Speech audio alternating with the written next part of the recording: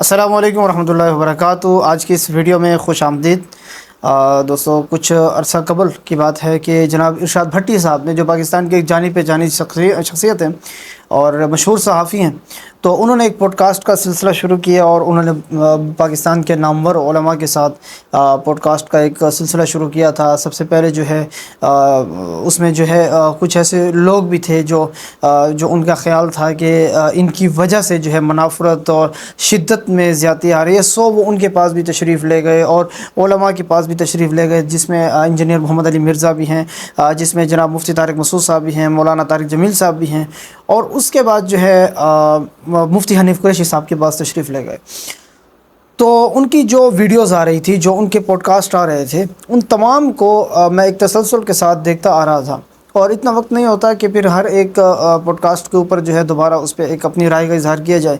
سو جناب مفتی حنیف قریشی صاحب سے ہم پہلے بھی چونکہ واقف ہیں اور ان کے بیانات وغیرہ بھی سنے۔ مزاج کی بات ہوتی ہے، کچھ اشخاص کو ان کا مزاج پسند آتا ہے، اور مجھے ذاتی طور پہ مفتی حنیف قریشی صاحب کا تھوڑا سا وہ انداز خطابت جو ہے تھوڑا اتنا زیادہ پسند اس وجہ سے بھی نہیں آ سکتا، کیونکہ وہ مزاج ہوتا ہے مجھے ذرا نرم لہجہ اور زیادہ شدت نہ ہو، ایسی چیزیں مجھے زیادہ پسند آتی ہیں، جیسے مفتی طارق مسعود صاحب ہیں یا مولانا طارق جمیل صاحب ہیں۔ مطلب نرم گفتگو مجھے ذرا اچھی لگتی ہے جس میں شدت نہ ہو۔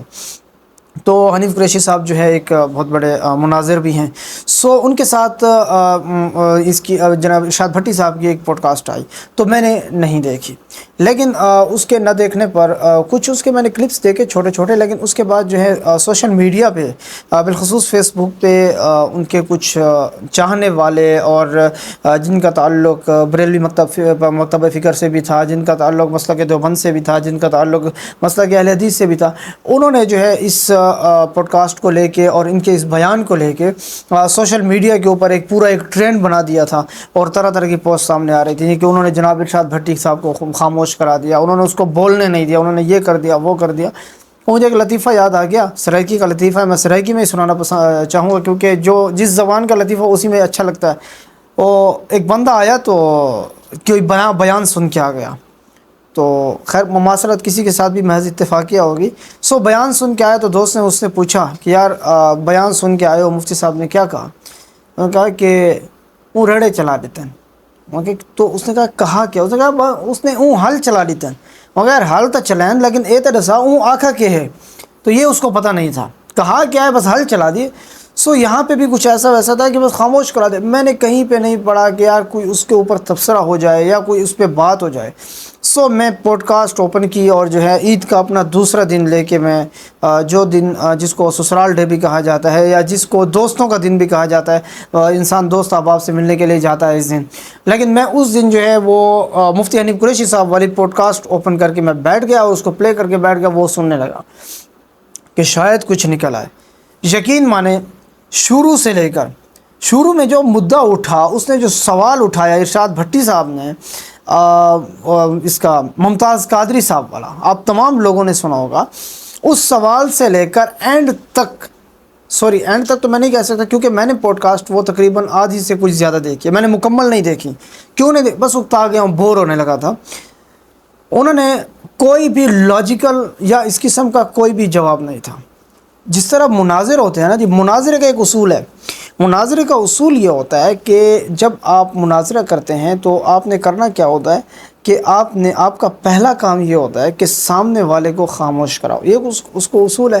اس کے بعد خاموش کرانے کے بعد جب وہ لاجواب ہو جائے تو خاموش ہو جائے، اس کے بعد کویسچنس ختم ہو جائیں، تو اس کے بعد آپ کیا کرو، اس کے بعد اپنی آپ دلیل پیش کرو، تو آپ کی جو بھی دلیل ہوگی، آپ کی جو بھی بات ہوگی وہ قابل قبول ہوگی۔ کیوں؟ سامنے والا خاموش ہے۔ بھائی جب سامنے والے خاموش ہے تو آپ کی ہر بات ہی قابل قبول ہے۔ سو انہوں نے مفتی حنیف قریشی صاحب نے یہی ہاتھ رکھا، انہوں نے جو ہے وہ اپنی وہی بات جاری رکھی، اور ممتاز قادری والے بات کو لے کے آپ دیکھ لیں، پورا ایک جو ایفیڈیوٹ تھا، ایک پورا اسٹامپ پیپر تھا، اس کے اوپر انہوں نے لکھ رکھا تھا کہ ممتاز قادری سے متعلق ہمارا کوئی تعلق نہیں ہے، یہ وغیرہ وغیرہ۔ لیکن اس کے ساتھ ہی آپ دوسری طرف یہ بھی دیکھیں کہ انہوں نے جو ہے اس کو ڈیفینڈ بھی کیا، وہاں پہ ایک اسٹامپ پیپر بھی تھا۔ اصل میں ارشاد بھٹی صاحب کا کویسچنس کیا تھا؟ ان کا کویسچن یہ تھا کہ آپ نے آپ نے جو بات کی ہے آپ نے لوگوں کو مزید بھڑکایا ہے، اور پھر آپ کہتے ہیں کہ میرا اس سے تعلق نہیں ہے۔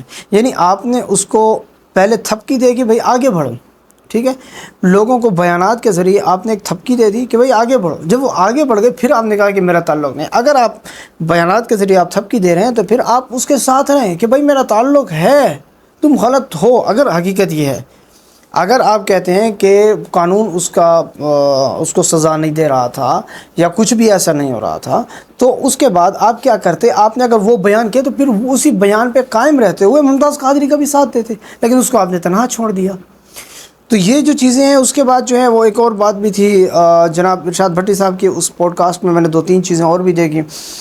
اس میں یہ تھا کہ جناب مفتی حنیف قریشی صاحب جو ہے وہ ایک تو بات بات پہ غصہ ہو جاتے تھے اور جذبات میں آ جاتے۔ تو یہ پوڈ کاسٹ ہے بھائی، یہ مناظرہ نہیں ہے۔ ہم نے اور بھی جتنے بھی مناظر ہیں، بہت سے مناظرے کرنے والوں کے ہم نے پوڈ کاسٹ پہلے بھی دیکھے ہیں، مفتی عبدالواحد قریشی صاحب ہیں اور اس طرح کے اشخاص ہیں۔ تو یہ لہجہ تھوڑا نرم ہوتا ہے، آپ کا لہجہ بہت زیادہ سخت تھا۔ اور دوسرا، آپ نے کسر یہ بھی نہیں چھوڑی کہ آپ نے ارشاد بھٹی کو سیدھا سیدھا گمراہ بھی بنا دیا۔ اور اس کے ساتھ ہی جو ہے آپ نے ایک بات اور بھی کر دی کہ جب میرے رسول کے اوپر بات آئے گی تو ہم یہ نہیں ہونے دیں گے۔ ہر انسان کا یہی ایمان ہے، اس میں کوئی شک نہیں ہے، لیکن لفظ یہاں پہ کیا تھا؟ لفظ یہاں پہ اس لفظ کے اندر بھی شدت تھی جس کو ارشاد بھٹی صاحب نے فوراً ٹوکا۔ انہوں نے کہا کہ بھئی لفظ میرے کی بجائے ہمارے ہیں، ہم سب مسلمان ہیں، وی آر آل مسلمز۔ تو آپ ہم سب کے، وہ رسول اللہ صلی اللہ علیہ وسلم ہم سب کے نبی ہیں۔ تو یہ اس چیز کو پھر اس کے بعد جو ہے ان کا بات بات پہ یہ کہنا، اور جو ہے وہ ارشاد بھٹی صاحب کی میں تیور بھی دیکھ رہا تھا، تھوڑے سے ان کے تیور بدلتے جا رہے تھے، کہ ان کا بات بات پہ یہ کہنا کہ میں عالم ہوں، میں مفتی ہوں، میں یہ کروں گا۔ تو یہ جو چیزیں ہوتی ہیں نا، یہ نفرت پھیلانے میں بہت اعلیٰ کردار ادا کرتی ہیں۔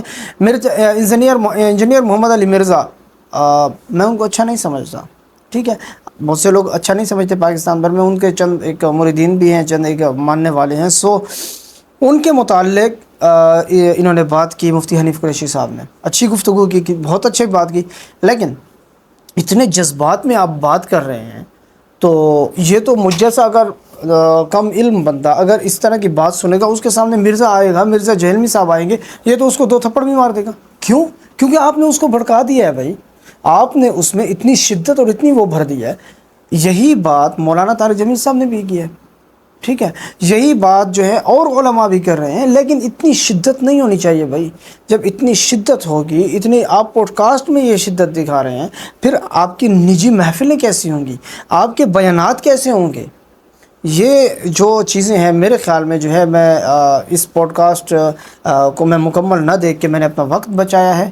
تو بہرحال میں یہی کہوں گا کہ ارشاد بھٹی صاحب کو یہ کہوں گا، ارشاد بھٹی صاحب کو یاد رہے کبھی بھی میرے پسندیدہ صحافی نہیں رہے، لیکن پھر بھی میری تمام تر ہمدردیاں اور میرا تمام تر جو ووٹ کہہ لیں، جو بھی کہہ لیں، میں ارشاد بھٹی صاحب کے ساتھ ہے۔ اور میں ان سے کہوں گا سر، آپ نے جو کام شروع کیا، آپ کام جاری رکھیں اور بہترین انداز میں آپ جا رہے ہیں، آپ کسی قسم کی کوئی پرواہ نہ کریں۔ لیکن سر، آپ ایک اصول یہ بھی یاد رکھیں کہ اگر آپ نیکسٹ ٹائم آپ کسی بھی مناظر کے ساتھ اگر آپ ویڈیو شوٹ کرنے جا رہے ہیں، پوڈ کاسٹ کرنے جا رہے ہیں، تو یہ بات سر آپ بھی یاد رکھیے گا۔ سر، یہ اصول ان کا ہوتا ہے کہ پہلے خاموش کراؤ، اس کے بعد اپنی دلیل دو، پھر آپ کی دلیل کمزور ہو یا طاقتور ہو، وہ پھر آپ کی وہ دلیل قابل قبول ہوگی۔ سو سر، آپ نے نیکسٹ ٹائم جو ہے اس اصول کے مزاق نہیں بننا، تو انشاءاللہ جو ہے پوڈ کاسٹ بہت اچھی ہو جائے گی۔